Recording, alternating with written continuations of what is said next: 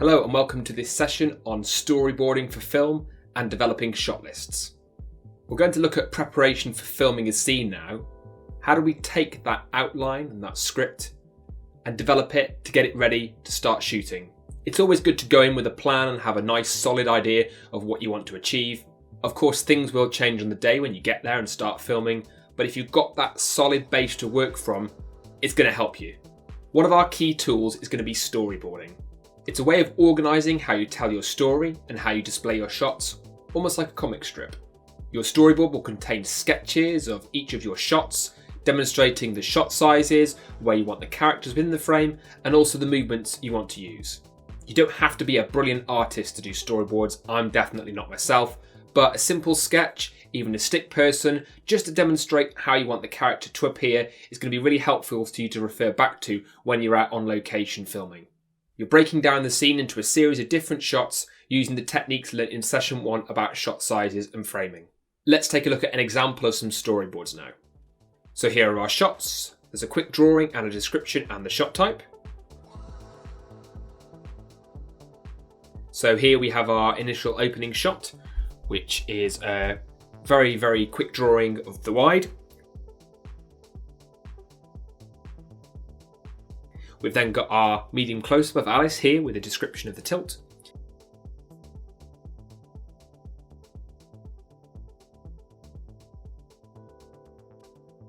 There's a medium wide shot, or a medium shot depending on what you want to use, of Carter approaching with a trolley.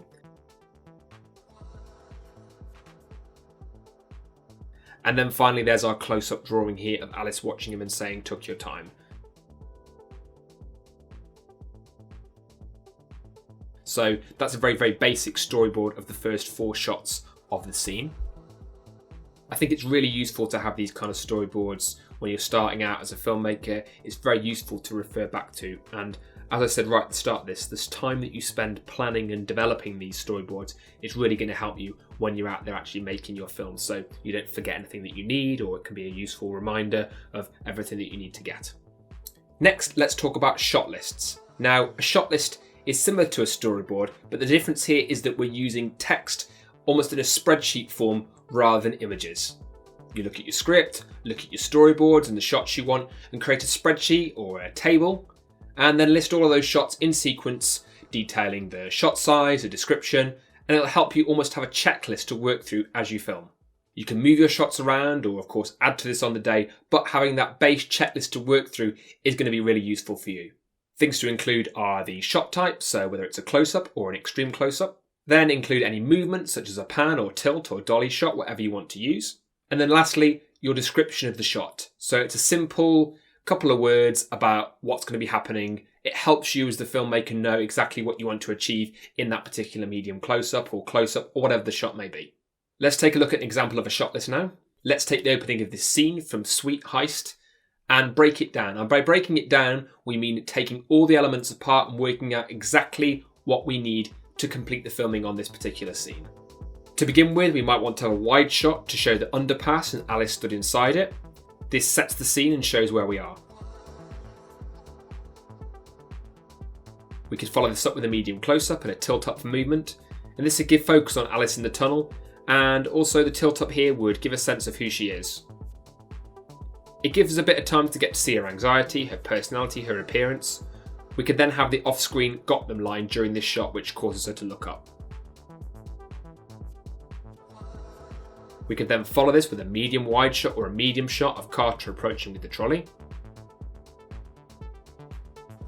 And then the next shot could be a close-up of Alice watching him and saying, "Took your time."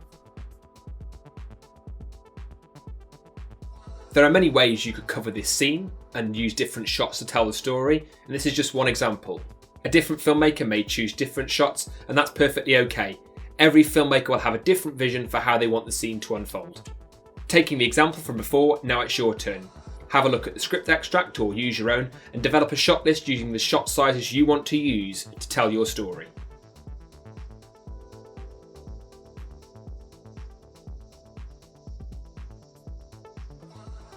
Now, let's go back to storyboards. Taking the shots from our shot list, let's add them to the storyboards and see how they look. Remember, simple sketches are absolutely fine. If you're a great artist, that's brilliant too, but you can keep it simple and effective.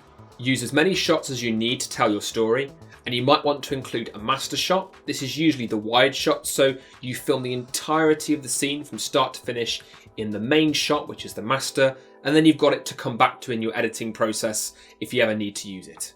It's useful, so it's a backup so that you've got all of the action on camera completed, and then you can focus on your close-ups and other shots as well.